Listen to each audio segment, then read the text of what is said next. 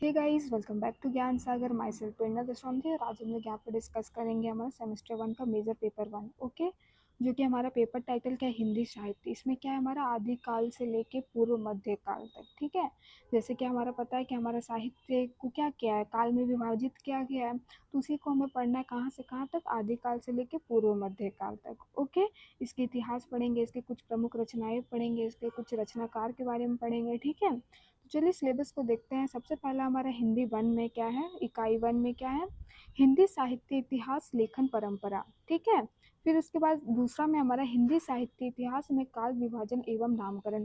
जैसे हमारा जो पढ़ा हुआ है आदिकाल, भक्ति काल, रीति काल, ठीक है, आधुनिक काल। तो ये सब जो काल विभाजन किया गया है, उसका जो नामकरण उसमें किया गया है, तो उसके पीछे क्या ये है, मकसद था, या किस बेसिस पे बांटा गया है कि नहीं। जैसे ऐसे तो बहुत सारे विद्वान ने काल विभाजन किया है, लेकिन हम सबसे ज़्यादा महत्व किसको देते हैं, तो आचार्य राम शुक्ल जी को। ओके, यूनिट 2 में देखिए। यूनिट 2 में क्या है हमारा, आदिकाल समय सीमा नामकरण। इसका आदिकाल का समय सीमा क्या रहा है, इसका नामकरण के पीछे आदिकाल क्यों रखा गया है भाई। ठीक है, फिर है हमारा आदिकालीन साहित्य की प्रवृत्तियां, मतलब जो हमारा जो साहित्य था आदिकाल के टाइम का, वो उसकी प्रवृत्तियां कैसी थी। ओके, किस पर लिखा जाता था, किस तरह का लिखा जाता था। ओके, फिर है हमारा थर्ड में आदिकालीन साहित्य। अब कुछ है, सिद्ध है, नाथ है, जैन है, रासो है साहित्य, इनके बारे में पढ़ना है। फिर विद्यापति जी का कौन सा, बड़ सुख सार पावल तुर तू तीरे, ये पढ़ना है आपको। फिर अमीर खुसरो का क्या पढ़ना है, पहेलियाँ पढ़ना है। ओके, काफ़ी लंबा है सिलेबस आप लोग का। फिर यूनिट 3 में देखिए, फिर भक्ति काल का देखना है हमें। भक्ति काल की पृष्ठभूमि क्या थी, जैसे हमें पता है यहाँ पे बंटवारा हो गया था क्या, निर्गुण भक्ति काल और सगुण भक्ति काल, है कि नहीं। नहीं, निर्गुण भक्ति और सगुण भक्ति। ओके, फिर भक्ति का उदय हुआ, भक्ति आंदोलन हुआ, उसमें कौन कौन पार्टिसिपेट किए, इसका मकसद क्या था। फिर यहाँ पे देखिए निर्गुण और सगुण काव्य की प्रवृत्तियाँ भी यहाँ पे आपको पढ़ना है। फिर आपका कबीरदास का गुरुदेव को अंग पढ़ना है। जायसी का क्या पढ़ना है, पद्मावत की स्तुति खंडे से दो पद में कौन कौन सा है, सुमिरो आदि एक करतारु और किन्हसी सात समुंदर अपार। ओके, यूनिट 4 में हमारा, आप इसको स्किप कर सकते हैं जिन्होंने देख लिया था, अगर कोई बच्चा वो वीडियो नहीं देखा है तो उसको देखना। फिर तुलसीदास का है विनय पत्रिका, पद संख्या 3, 18 और 22 आपको पढ़ना है। क्या है, मन पचती है अवसर बीते। फिर है आपका केशव कहीं ना जाई का कहिए। फिर है आपका तू दयालु दिन हा तू दानी हा हो भिखारी। ओके, फिर आपका देखिए सूरदास का भक्ति एवं विरह के पद आपको देखना है, जिसमें 2 आपका भक्ति पद है और 3 आपका क्या है, विरह पद है। विरह पद में सेपरेशन, दुख, ओके, ये सब के बारे में देखना है। फिर मीराबाई का आपका पद संख्या 6, 10, 13 आपको देखना, फिर स्क्रीनशॉट के इसको देख लेना। स्टार्ट करते हैं हम लोग। ठीक है, सबसे पहला क्वेश्चन है हमारा कि हिंदी साहित्य का प्रथम इतिहासकार किसे माना जाता है। तो हिंदी साहित्य का प्रथम इतिहासकार, हम लोग इसका आंसर सबको पता है किनको माना जाता है। तो यहाँ पे देखिए हमारा आंसर लिखा हुआ है, गार्सा द तासी को हिंदी साहित्य का प्रथम इतिहासकार माना जाता है। ठीक है, चलिए, और ये फ्रेंच भाषा में इन्होंने लिखा था। सेकंड में देखिए, हिंदी साहित्य का सबसे प्रसिद्ध इतिहास किसने लिखा है। हिंदी साहित्य का सबसे प्रसिद्ध इतिहास किसने लिखा है भाई, तो आचार्य रामचंद्र शुक्ल ने हिंदी साहित्य का इतिहास लिखा है, जिसे सबसे प्रामाणिक इतिहास माना जाता है। थर्ड में हमारा, हिंदी साहित्य के 4 प्रमुख काल कौन कौन से, तो 4 कौन है हमारा, आदिकाल है, भक्ति काल है, रीति काल और आधुनिक काल है। इसके अंदर फिर छायावदत्तर है, प्रयोगवाद है। ठीक है, तो यहाँ पे हम लोग को मेनली 4 पढ़ना है, आदिकाल, भक्ति काल, रीति काल और आधुनिक काल। अब देखिए हमारा आदिकाल का समय सीमा क्या है, जो वीवीआई है, क्या है भाई, लगभग 1050 ईस्वी से लेकर 1375 ईस्वी तक रहा है। किनके अकॉर्डिंग, रामचंद्र शुक्ल के अकॉर्डिंग। ठीक है, 5 में हमारा कि आदिकाल को वीर गाथा काल क्यों कहा जाता है। आदिकाल को और हम लोग वीर गाथा काल भी कहते हैं। तो क्यों कहते हैं भाई, क्योंकि इस काल में वीरों के पराक्रम और युद्धों का वर्णन करने वाले ग्रंथों की रचना हुई। देखिए आदिकाल में क्या होता था, जो राजा महाराजा जो लोग लड़ते थे, तो उनका ही, उनके पराक्रम का, उनके युद्ध का बहुत बढ़ा चढ़ा के वर्णन किया जाता था। ठीक है, चलिए 6 का देखिए, सिद्ध साहित्य की प्रमुख विशेषता क्या है। सिद्ध साहित्य की प्रमुख विशेषता क्या है भाई, तो सिद्ध साहित्य में योग, साधना, रहस्यवाद तथा लोक भाषा का प्रयोग मिलता है। अब है नाथ साहित्य के प्रमुख प्रवर्तक कौन है, तो गुरु गोरखनाथ जी हैं हमारे। 8 में है, जैन साहित्य का मुख्य उद्देश्य क्या था? जो जैन साहित्य जैनिज्म उसका मुख्य उद्देश्य क्या था? तो धर्म, विचार, नैतिक शिक्षा तथा अहिंसा का संदेश देना। जैन धर्म क्या, ये लोग भगवान को निर्गुण मानते थे, निराकार मानते थे। निराकार मतलब कोई आकार प्रकार नहीं होता है भगवान का, ठीक है। मनुष्यता को ये लोग ज़्यादा महत्व देते थे। 9 नंबर पे रासो साहित्य किस विषय पर आधारित है? तो रासो साहित्य किस आधारित पर विषय पे है? तो वीरता में, युद्ध है तथा राजाओं के जीवन का वर्णन है। आपको जितना भी आपको आदिकाल का दिखेगा उसमें राजा महाराजाओं का जीवन का ही वर्णन मिलता है, जो युद्ध लड़ते थे, ठीक है, अतिशयोक्ति अलंकार लगा के।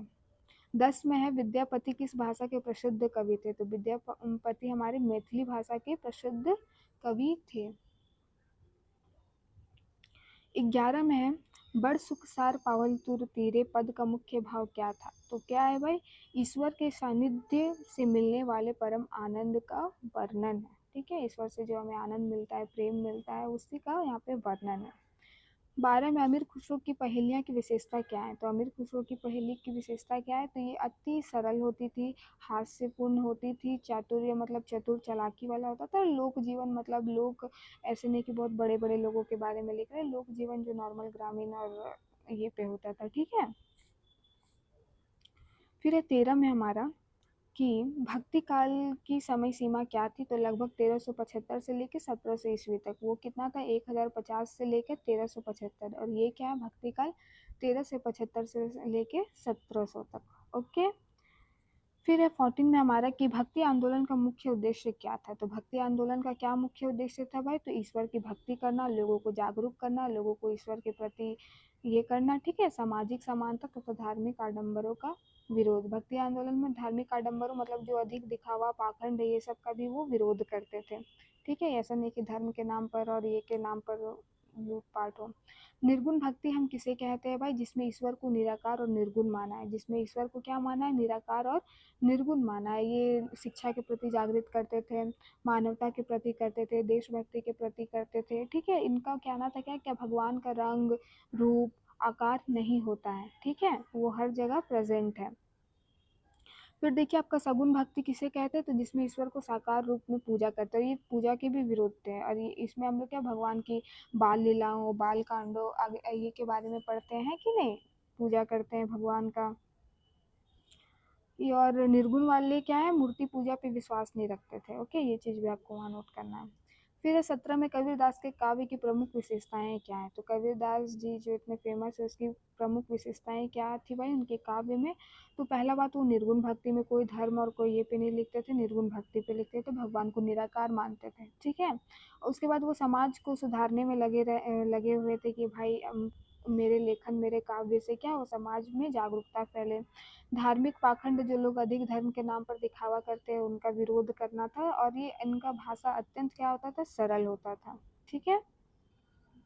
18 में है, जायसी की पद्मावत किस भाषा में लिखी गई है? तो जायसी का किस में लिखा हुआ है? अवधी भाषा में। विद्यापति किस में लिखते थे? तो मैथिली भाषा में, याद रहेगा आपको। 19 में है, सुमिरो आदि एक करतारु का मुख्य संदेश क्या है? तो एक मार्ग परमात्मा का स्मरण करना चाहिए। हमें किन्हें याद करना चाहिए? परमात्मा को स्मरण करना चाहिए। दुख हो, सुख हो, हर चीज़ में हम लोग क्या करते हैं? सुख में तो याद नहीं रहता है, दुख में ही ज़्यादातर याद करते हैं, है कि नहीं। चलो सुख में भी एक बार थैंक यू बोलने के बाद और क्या आता है? याद नहीं आता है ना। 20 में है, विनय तुलसीदास की विनय पत्रिका का मुख्य विषय क्या है? क्या है भाई? पहला पूछ देगा विनय पत्रिका किनका है? तो तुलसीदास जी का है, तो ये याद रखना है। तो भगवान राम के प्रति भक्ति, विनय और आत्मसमर्पण। तुलसीदास जी आपको पता होगा भगवान राम के अत्यंत आदर्श ये थे, और इनके लिखते थे, उनके बाल कांडों के बारे में लिखते थे, है कि नहीं। चलिए 21 में हमारा मन पछती है अवसर बीते पद का संदेश क्या है? क्या है भाई? समय रहते ईश्वर का स्मरण करना चाहिए, बाद में पछतावा व्यर्थ है। जैसे हम लोग बोलते हैं ना, अब पछताए होत क्या जब चिड़िया चुग गई खेत। तो समय रहते ही हमें क्या करना चाहिए? ईश्वर का स्मरण करना चाहिए। ईश्वर का स्मरण क्यों करना चाहिए? ताकि वो हमें सही मार्ग दिखाएंगे, सही रास्ते पे लेके आएंगे, समझे, हमें अच्छे कर्म करने को ये करेंगे। फिर है 22 में सूरदास के काव्य की प्रमुख विशेषताएं क्या है, तो क्या है भाई, तो कृष्ण भक्ति पे लिखते थे, वात्सल्य रस मतलब जो बच्चा का जो होता है ना उस रस को हम लोग वात्सल्य रस बोलते हैं। श्रृंगार रस में लिखते थे, विरह भावना का सुंदर चित्रण था, विरह मतलब सेपरेशन, ठीक है। 23 में हमारा चरण कमल बंदो हरिराई के पद का मुख्य भाव क्या है, तो क्या है, भगवान श्री कृष्ण के चरणों में श्रद्धा और भक्ति। 24 में मीराबाई की भक्ति भक्ति की विशेषता क्या थी, तो आप लोग को पता है कि ये रानी थी, सब छोड़ छाड़ के इन्होंने वैराग्य जीवन को अपनाया था, तो इससे हम लोग पता कर सकते हैं कि क्या इनकी भक्ति का लेवल रहा होगा, है ना। तो कृष्ण के प्रति अनन्य प्रेम, पूर्ण समर्पण तथा विरह की भावना, वो अपने कृष्ण को क्या मानती थी, पति मानती थी ना। 25 में मेरे तो गिरधर गोपाल पद का मुख्य संदेश क्या है, तो इसमें क्या बताना चाह रही है मीरा, मीरा केवल कृष्ण श्री कृष्ण को अपना सर्वस्व मानती है, अपना सर्वस्व मतलब अपना सब कुछ मानती है, और उनके प्रति पूर्ण समर्पण व्यक्त करती है, ना उनको धन दौलत किसी चीज़ की लालसा थी, ठीक है। अब हम लॉन्ग आंसर क्वेश्चन की ओर अग्रसर हो रहे हैं। चलिए, तो प्रश्न संख्या 1 है हमारा, हिंदी साहित्य इतिहास लेखन की परंपरा का विस्तृत विवेचन कीजिए। तो आइए करते हैं भाई हम लोग। तो है हमारा आंसर, हिंदी साहित्य इतिहास लेखन का अर्थ है, जो हिंदी साहित्य इतिहास जो लिखा हुआ है इसका अर्थ क्या है, तो क्या है भाई, हिंदी साहित्य के विकास क्रम, कैसे कैसे इसका विकास हुआ, उसका सीक्वेंस, ठीक है। प्रमुख कवि कौन रहे हैं, साहित्यकार कौन रहे हैं, उनकी रचनाओं तथा साहित्यिक प्रवृत्तियों का क्रमबद्ध, प्रवृत्ति मतलब हमेशा क्या हो रहा था कि प्रवृत्ति का, देखिए सबसे पहले राजा महाराजा का गुण गाने के लिए लिखते थे, उसके बाद भक्ति की तरफ आगे बढ़े, उसके बाद शब्द लेखन सुंदरता पे ज़्यादा ध्यान देने लगे जिसको रीतिकाल कहा जाता है। उसके बाद क्या लगा कि नहीं भाई, ये एंटरटेनमेंट की जगह इसमें हम समाज में क्या ला सकते हैं, सुधार ला सकते हैं, लोगों को जागरूक कर सकते हैं उसके अधिकारों के प्रति, शिक्षा के प्रति, और अंधविश्वास में जो लोग पढ़े हैं उनको उनसे निकाल सकते हैं, ऐसी कुरीति हमारे समाज में उसको हम लोग हटा सकते हैं। तो वो सब हमारा किस में आता है, आधुनिक काल में आता है। तो एक इसका सीक्वेंस रहा है ना भाई, इसका प्रवृत्ति हमेशा क्या हुआ है, चेंज हुआ है। उसके बाद देखिए, वैज्ञानिक एवं आलोचनात्मक अध्ययन, ठीक है, वैज्ञानिक मतलब साइंटिफिकली भी हम लोग देखेंगे, आलोचनात्मक मतलब क्रिटिसाइज करना, उसके अच्छाई तो हम बता रहे हैं, साथ साथ उसके उसका क्या बुराई है। जैसे रीतिकाल में अगर हम बुराई बोलेंगे तो लोग वहाँ पे हाव भाव से ज़्यादा किस पे ध्यान देते थे, तो सौंदर्य लेखन सौंदर्यता पे ध्यान देते कि इसमें रस भरा होना चाहिए, नियमबद्ध होना चाहिए, ठीक है। तो ये सब क्या हो गया, आलोचना करने का ये है, ठीक है। फिर साहित्य का इतिहास केवल कवियों और ग्रंथों की सूची नहीं होता। अब हम बोलेंगे कि बच्चा हम लोग साहित्य का इतिहास पढ़ेंगे, तो साहित्य का इतिहास बोल रहे हैं उसका मतलब क्या, जो कवि को एक लाइन से लिख देंगे और उसके ग्रंथ के नाम लिख देंगे, नहीं ऐसा नहीं होता है। क्या होता है फिर भाई, तो देखिए, बल्कि वह किसी समाज की सांस्कृतिक, सामाजिक, धार्मिक, राजनीतिक परिस्थितियों का भी दर्पण होता है। हम लोग को एक शब्द में, एक सेंटेंस में हमें पता है कि साहित्य समाज का क्या होता है, दर्पण होता है। तो उसका क्या क्या फैक्टर है जो उसको इन्फ्लुएंस कर रहा है, उसको प्रभावित कर रहा है, तो वहाँ का क्या, वहाँ का सांस्कृतिक है, वहाँ क्या कल्चर है, वहाँ क्या ट्रेडिशन है, वहाँ के समाज में लड़कों का क्या हाल है, लड़की का क्या हाल है, मतलब हाल मतलब समझ रहे हो ना, क्या स्थिति है कि नहीं, शोषण हो रहा है या उन्हें फ्रीडम मिल रहा है, आज़ादी मिल रहा है, ठीक है। फिर धार्मिक हो गया, फिर राजनीतिक हो गया कि खाली छोटे लोग गरीब पे शोषण किया जा रहा है। तो ये सब का कुल मिलाकर क्या होता है, रिफ्लेक्शन होता है हमारे कहाँ पे, साहित्य में, ठीक है। इसीलिए यहाँ पे समाज का क्या, साहित्य का क्या बोला गया है, दर्पण बोला गया। हिंदी साहित्य इतिहास लेखन की परंपरा धीरे धीरे विकसित हुई, अनेक विद्वान के योगदान से समृद्ध बनी, और एक दिन में तो हम लोग रील मेकर या इन्फ्लुएंसर नहीं है जो रात भर में फेमस हो जाएंगे या कुछ। यहाँ पे क्या, धीरे धीरे ग्रेजुअल चेंज आया, ओके। तो देखिए, इसका हिंदी साहित्य लेखन का विकास तो कितने चरणों में इसको बांटा गया है, आप देख लीजिए, फर्स्ट, सेकंड, थर्ड, 3 में, ठीक है। तो चलिए देखते हैं, तो सबसे पहले हमारा क्या, प्रारंभिक चरण। प्रारंभिक चरण में क्या था भाई, तो देखिए, प्रारंभ में हिंदी साहित्य का कोई व्यवस्थित इतिहास उपलब्ध नहीं था। विभिन्न कवियों, संतों और ग्रंथों का उल्लेख अलग अलग पुस्तकों में मिलता है, इस कारण साहित्य के विकास का स्पष्ट क्रम दिखाई नहीं देता है। किसी का भी आप सबको कलेक्ट करना, कलेक्ट मतलब सबका डेटा ये करना, फिर उसको एनालाइज करना, तो ये क्या है, कठिन कार्य है, ठीक है। तो धीरे धीरे वो पॉसिबल हुआ, लेकिन एक साथ आप उसको क्या कर सकते हैं, सो नहीं कर सकते हैं। ठीक है। फिर विदेशी विद्वानों का योगदान, विदेशी विद्वानों मतलब फॉरेनर का क्या योगदान रहा है भाई। हिंदी साहित्य के इतिहास लेखन की शुरुआत विदेशी विद्वानों से मानी जाती है। इन्हीं को सबसे पहला क्या, गार्सदा ताशी को हम लोग मानते हैं प्रथम इतिहासकार साहित्यकार। ठीक है। देखिए क्या है, हिंदी साहित्य के प्रथम इतिहासकार माने जाते हैं। उन्होंने हिंदी भाषा और साहित्य का परिचय यूरोप में कराया, विभिन्न कवियों और उनकी रचनाओं का संकलन एवं परिचय प्रस्तुत किया। यद्यपि इनका इतिहास पूर्णतः वैज्ञानिक नहीं था, फिर भी यह हिंदी साहित्य इतिहास लेखन का प्रारंभिक प्रयास था, इसीलिए इन्हें प्रथम भी दर्जा दिया गया, प्रथम का। फिर है जॉर्ज ग्रियर्सन का, जॉर्ज ग्रियर्सन का क्या कंट्रीब्यूशन था भाई, हिंदी भाषा और उसकी विभिन्न बोलियों का विस्तृत अध्ययन किया। इन्होंने क्या किया, हिंदी भाषा को और उसके अंदर जितनी भी बोलियां आती है उन सब का क्या क्या अध्ययन किया। भाषा के आधार पर साहित्य के विकास को समझने का प्रयास किया, और जो हमारा भाषा है उसके अंदर बोली है सबको समझ कर एक क्रम में सजाने का इन्होंने क्या किया, प्रयास किया।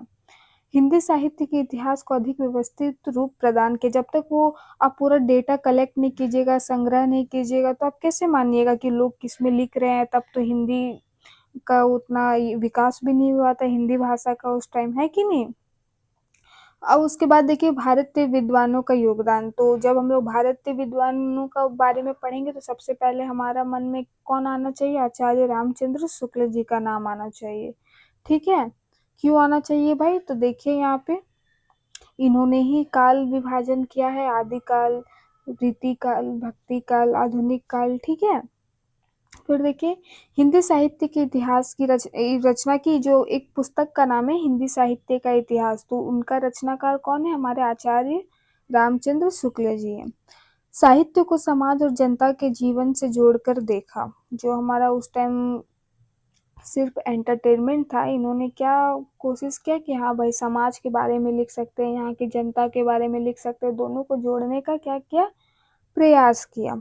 साहित्य के विकास का वैज्ञानिक एवं तर्कसंगत विश्लेषण किया। साहित्य का काल विभाजन स्पष्ट रूप से प्रस्तुत किया।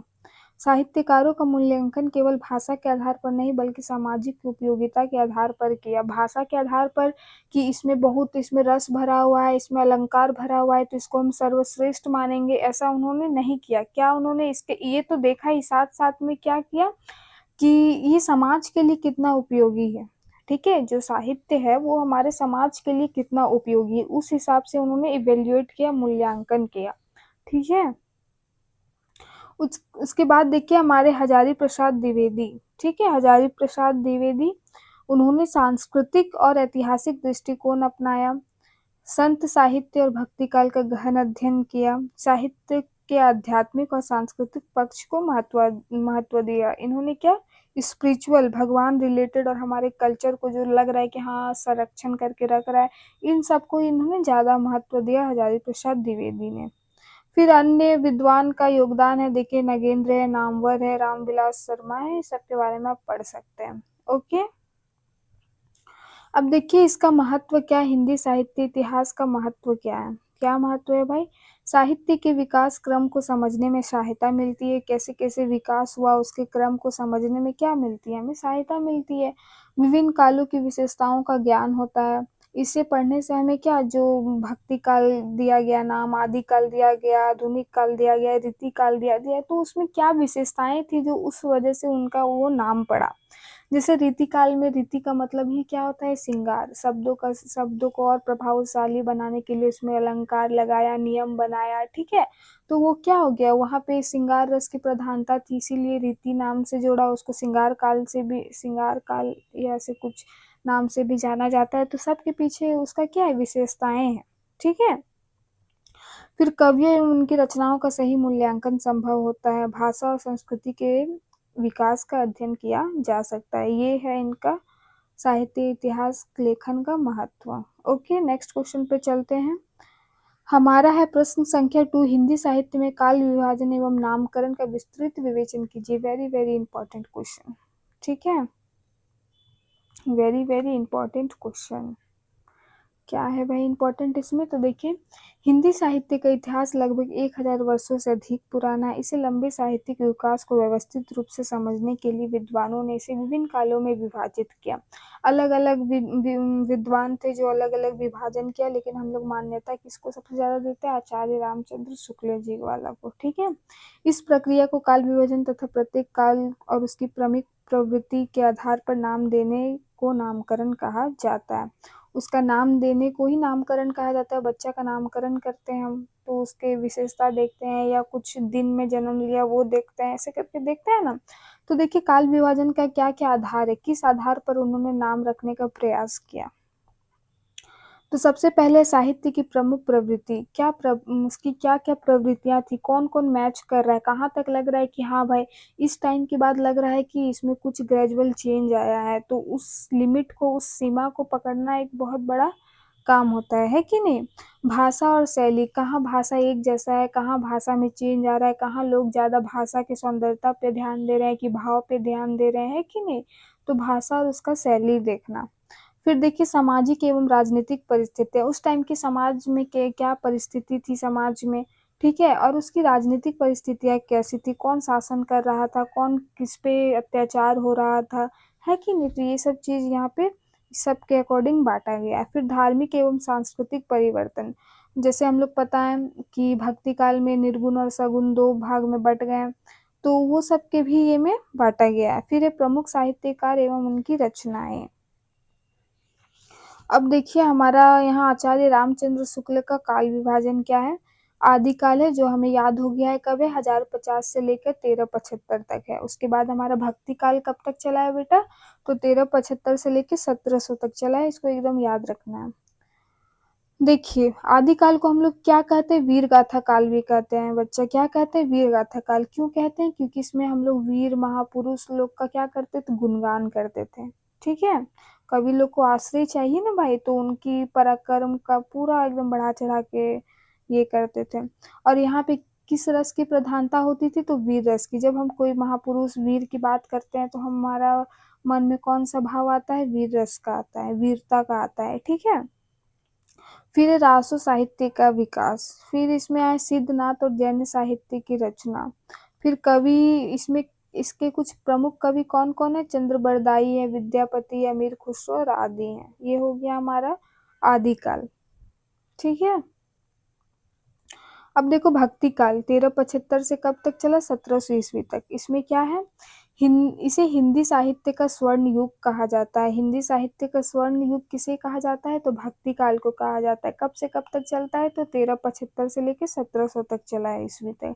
किसके अकॉर्डिंग, तो अकॉर्डिंग टू रामचंद्र शुक्ल के अकॉर्डिंग। ठीक है, इसमें देखिए ईश्वर भक्ति, मानवता और सामाजिक समानता का संदेश दिया। यहाँ पे क्या बताया कि नहीं भाई समाज में समानता होना चाहिए, कोई गोरा काला, ऊंच नीच निम्न और ये सब आर्थिक विकर, मतलब ये सब कुछ नहीं होना चाहिए। ठीक है, और ये निर्गुण वाले इस पे ज्यादा ध्यान दे रहे थे, समानता पे, सामाजिक समानता पे।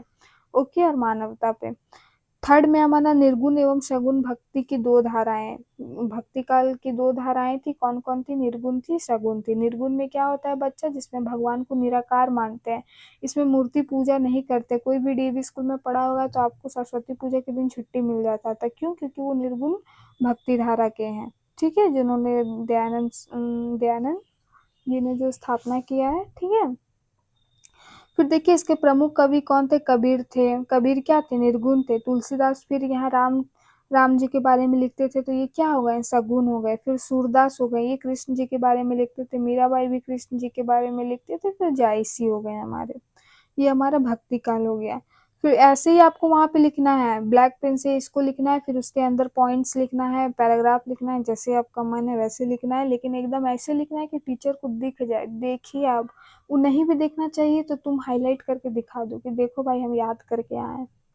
ठीक है, रीतिकाल कब से कब तक चला बेटा, तो 1700 से लेके 1900 तक चला। ठीक है, रीतिकाल कब से कब तक चला, 1700 से लेके 1900 ईस्वी तक चला। इसमें क्या थी भाई, हम लोग बात किए ऊपर की श्रृंगार रस की प्रधानता थी। ठीक है, यहाँ पे अलंकार, नायिका भेद एवं काव्य शास्त्र का विकास हुआ।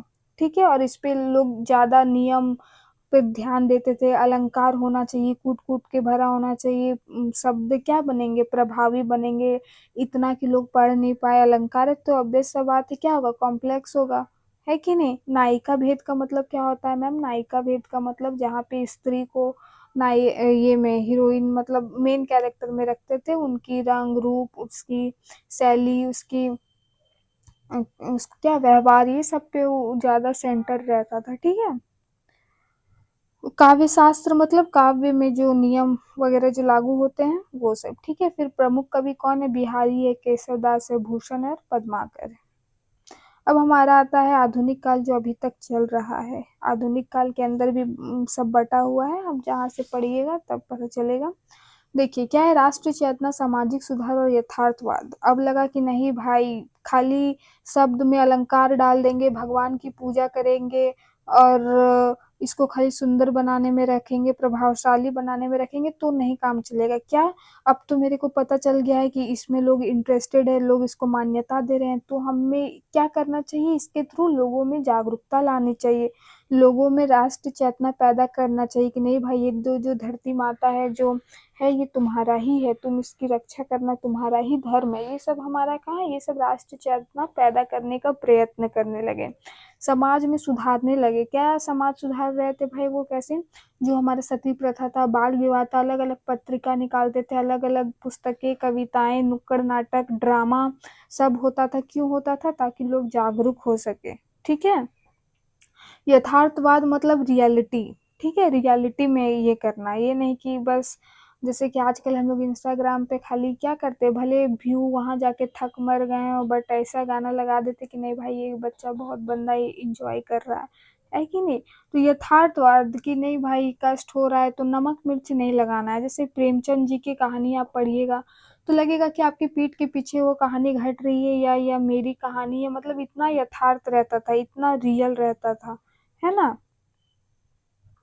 फिर है गद्य साहित्य का व्यापक विकास। इस टाइम गद्य साहित्य मतलब जो कहानी वहानी है ना वो गद्य में आता। पद्य इधर क्या था, सब पद्य में ज्यादा ध्यान था, गद्य का उस टाइम उतना विकास नहीं हुआ था। लेकिन आधुनिक काल में किसका विकास हुआ? गद्य साहित्य का विकास हुआ।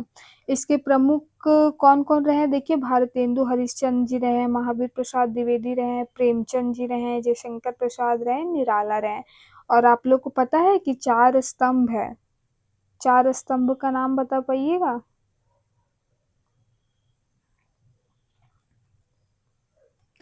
चलिए, नामकरण का महत्व, क्या फायदा हुआ नामकरण करके? ठीक है, आपका नामकरण करके क्या फायदा हुआ दुनिया को, या आपको पता होगा?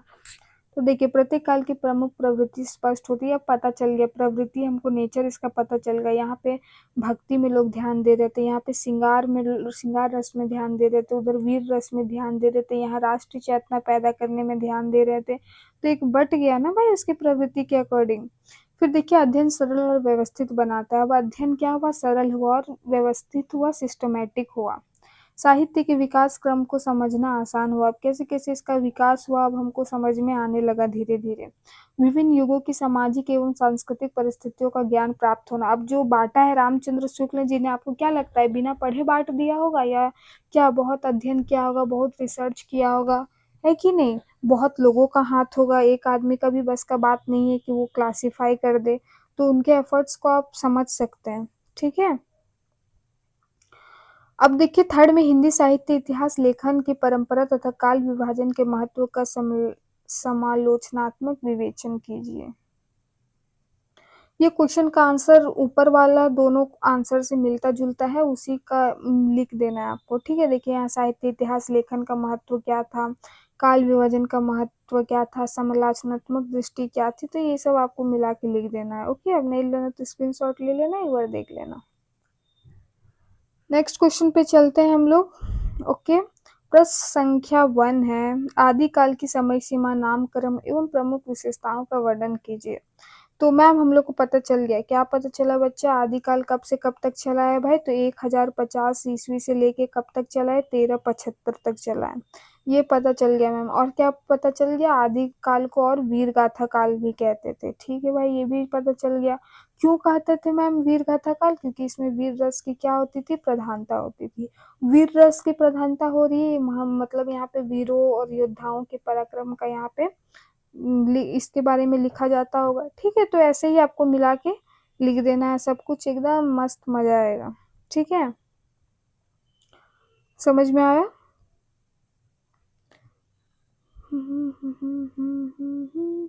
इस कार के नामकरण में विद्वानों में मतभेद भी हुआ होगा कि नहीं भाई मेरा अच्छा है, मेरा खराब है।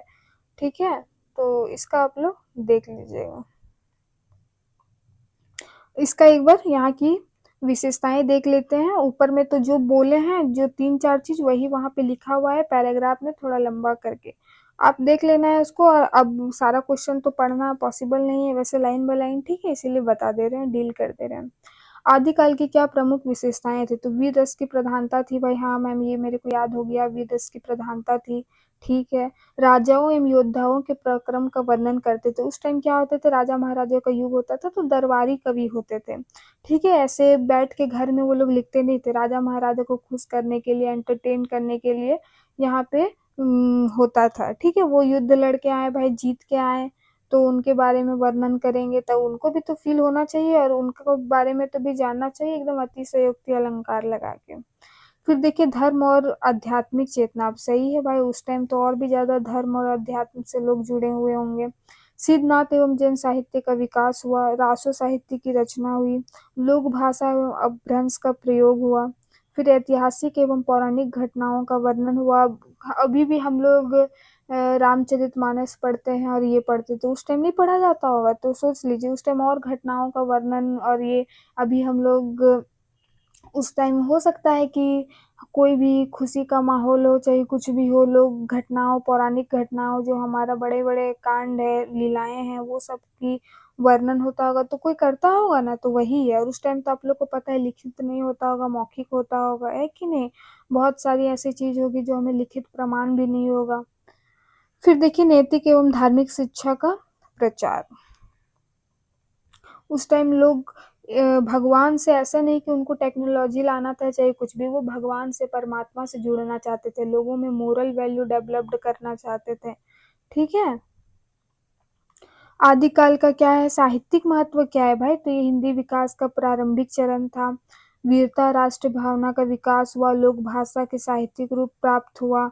जो अब हिंदी तो उस टाइम नहीं था, लोक भाषाएं जो था हमारा, उसको क्या हुआ, साहित्य का रूप में, हाँ भाई हम मैथिली में भी लिख सकते हैं, हम अवधी में भी लिख सकते हैं, तो ये लोक भाषा का ही क्या हुआ, आगे बढ़ा। आगे आने वाले भक्ति काल की आधार भूमि तैयार हुई। ठीक है, फिर देखिए सेकंड क्वेश्चन है, आदिकालीन साहित्य की प्रमुख प्रवृत्तियों का विस्तार से वर्णन कीजिए। तो क्या क्या प्रमुख प्रवृत्ति था यहाँ पे? तो देखिए आदिकाल में क्या है, पहले वीरता का वर्णन था, राजा महाराजा युद्ध का पराक्रम का यहाँ पे वर्णन होता था। ठीक है, सेकंड में क्या है, धार्मिक भावनाएं, उस टाइम हम लोग धर्म से और भी ज्यादा जुड़े हुए थे, है कि नहीं? तो आध्यात्मिक जीवन को हम लोग वहाँ पे ज्यादा महत्व देते थे। जो हमारे जो क्या थे वो लोग, राजा दशरथ के पुत्र राम लक्ष्मण राम लक्ष्मण शत्रुघ्न, भरत शत्रुघ्न, हाँ राम लक्ष्मण भरत शत्रुघ्न, तो वो लोग क्या करते थे वहाँ, क्या लिखने के लिए या बोलने के लिए, या क्या वो भगवान, आध्यात्मिक और अपना योग जीवन के लिए ही शिक्षा प्राप्त करने के लिए गए थे, युद्ध का योद्धा बनने के लिए? उस टाइम तो पढ़ने लिखने के लिए ऐसा नहीं कि हमको पढ़ा लिखा समझेगा, तो उस टाइम क्या था कि आध्यात्मिक पे ज्यादा ध्यान था। ठीक है, क्योंकि वही सबसे लोग क्या थे, इन्फ्लुएंस्ड थे पूरा। फिर देखिए लोक भाषा का प्रयोग,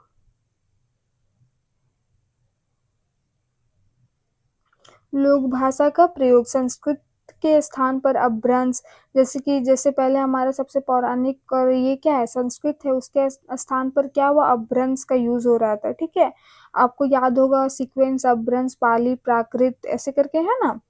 फिर अवडर तथा प्रारंभिक हिंदी का प्रयोग किया, जिसे साहित्य जन सामान्य तक पहुंचा। अब ऐसे मत सोचिएगा कि हमको 4 भाई का नाम याद नहीं है, हम पूरा रामायण याद है हमको। ठीक है चलिए 4 में देखिए, राष्ट्र एवं सामाजिक चेतना, समाज में क्या चेतना फैलाने का काम राष्ट्र के लिए चेतना जागरूक करने का काम, देश प्रेम को बढ़ावा देना, ठीक है, समाज की रक्षा करना।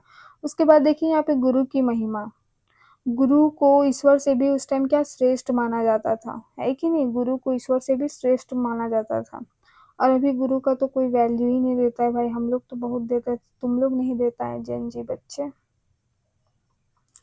6 में देखो नैतिक शिक्षा। उस टाइम क्या, सत्य बोलो, संयम से रहो, अहिंसा ये से रहो, हिंसा मत करो, ठीक है, बड़ों का आदर करो, सब था उस टाइम। तो नैतिक शिक्षा, मोरल डेवलपमेंट में ज्यादा ध्यान देते थे।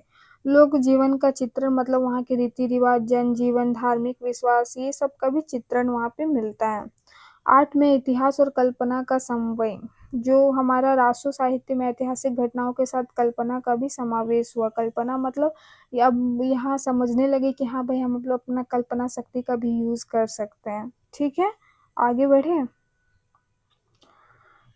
चलिए अब हम लोग, वीडियो बहुत लॉन्ग हो जाएगा तो क्वेश्चन पढ़ देते हैं, ठीक है। आप लोग आंसर इसका कहाँ मिलेगा भाई? तो ज्ञान सागर ऐप में मिलेगा, जस्ट ओनली 60 रुपीज में। कब तक मिलेगा? जब तक आप सेमेस्टर 8 में ना चल जाते हैं। AC paper, MDC paper, AC paper, जो जो पेपर होता है पीवाईक्यू के साथ सब कुछ वहाँ मिलेगा, तो आप वहाँ पे बाई कर सकते हैं। ओके। थर्ड में क्या है? सिद्धनाथ जैन एवं राष्ट्र साहित्य का विस्तृत परिचय दीजिए। आई होप जितना समझाए होंगे आप लोग को समझ में आया होगा। 4 में है विद्यापति के जीवन, साहित्यिक परिचय तथा बड़ सुखसार पावल तू तेरे पद की व्याख्या कीजिए। तो विद्यापति जी मैथिली में लिखते थे, है ना, इन्हें मैथिल कोकिल भी कहा जाता है। ये सब आपको लिख देना है। इसमें भक्ति रस की प्रधानता थी। एक बार याद रहेगा ना कि ये इस चीज से बिलोंग करते थे, तो सबका सेम ही लिख दीजिएगा। 5 में देखो, अमीर खुसरो के जीवन, साहित्य योगदान तथा उसकी पहेलियों की विशेषताओं का वर्णन कीजिए।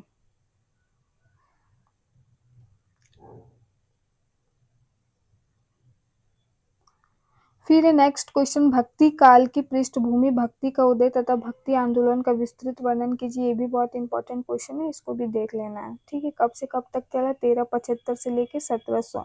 भक्ति काल क्या हुआ? 2 धारा में बट गया। किसमें किसमें बट गया? सगुन में और एक निर्गुण में। ठीक है, सगुन में बट गया, निर्गुण में। सगुन में भगवान का आकार, रंग, रूप सब मानते थे, निर्गुण में नहीं मानते थे कि भगवान निराकार होते हैं, हर जगह प्रेजेंट है। साकार में मूर्ति पूजा करते थे ये लोग, मूर्ति पूजा को नहीं मानते थे। यही सब लिख देना है आपको। फिर सगुन में फिर बहुत सारी अलग अलग शाखाएं हुए, विष्णु शाखा, शिव शाखा, ठीक है, तो वो सब आप देख लीजिएगा।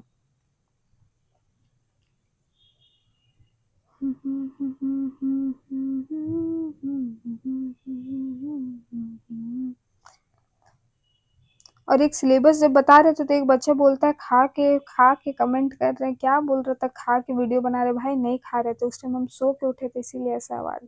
मेरा आवाज उतना खराब है क्या? आप लोग को इरिटेट लगता है? कमेंट कीजिएगा थोड़ा, मेरा दिल दुखा देता है यार तुम लोग।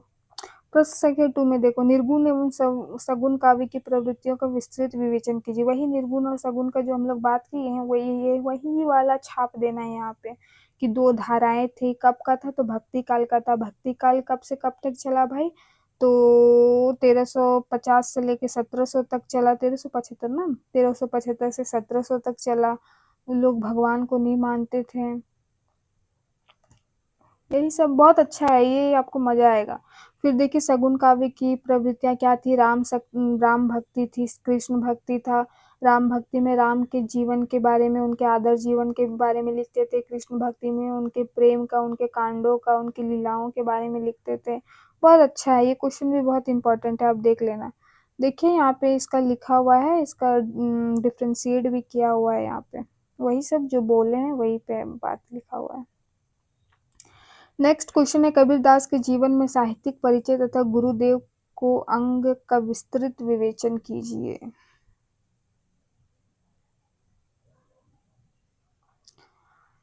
मेरे तो गिरधर को 4 में मलिक मोहम्मद जायसी के जीवन, साहित्यिक परिचय एवं काव्यगत विशेषताओं का विस्तृत विवरण कीजिए। वीडियो भी बना देते, मेरा मोबाइल उतना लोड नहीं ले पाएगा गाइस, 40 मिनट की वीडियो ज्यादा नहीं हो पाता है।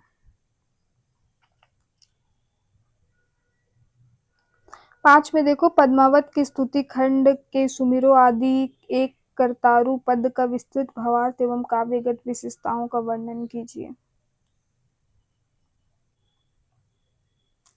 6 में पद्मावत के किन्हसी सात समुंद अपार पद का विस्तृत भावार्थ एवं काव्यगत विशेषताओं का वर्णन कीजिए।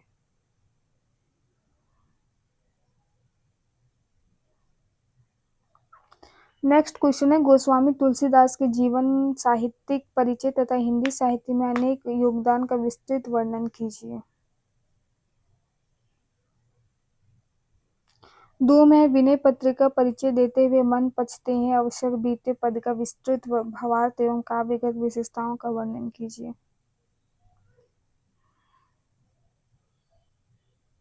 3 में विनय पत्रिका के तू दयाल दीन हो, तू दानी हो भिखारी पद का विस्तृत भावार्थ एवं काव्य सौंदर्य लिखिए।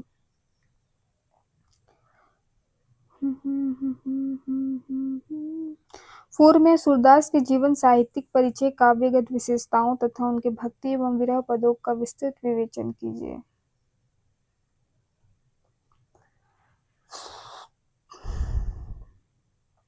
5 में मीराबाई के जीवन, साहित्यिक परिचय एवं काव्यगत विशेषताओं का विस्तृत वर्णन कीजिए। पीडीएफ बहुत आप ऐसे देखो, हम भी ऊपर पढ़े तो ऐसा तो नहीं लगा कि बहुत कठिन शब्द है, समझ में नहीं आएगा, तो आप पढ़ोगे तो समझ में आ जाएगा। ठीक है, तो पीडीएफ बाय कर लेना, अदरवाइज क्वेश्चन नोट कर लो, अगर कर पाओगे आंसर जुगाड़ तो कर लेना। 6 में मीराबाई के निर्धारित पदों, मन रे परशी हरि के चरण, मेरे तो गिरधर गोपाल तेरे बसो, मेरे नयन में नंदलाल का भावार्थ एवं काव्यगत विशेषताओं का विस्तृत वर्णन कीजिए। ये तो जो नहीं पढ़ के जाएगा वो भी कर देगा। आई होप वीडियो आपके लिए बहुत हेल्पफुल रहा होगा। Thank you for watching, have a nice day, all the best for exam. अगर पीडीएफ बाय करके एक बार पढ़ लेना, कहीं दिक्कत नहीं होगा, दिक्कत होगा तो फिर है ही कमेंट करना, नेक्स्ट पार्ट भी इसका ले आएंगे, कोई इशू नहीं है। Okay bye guys.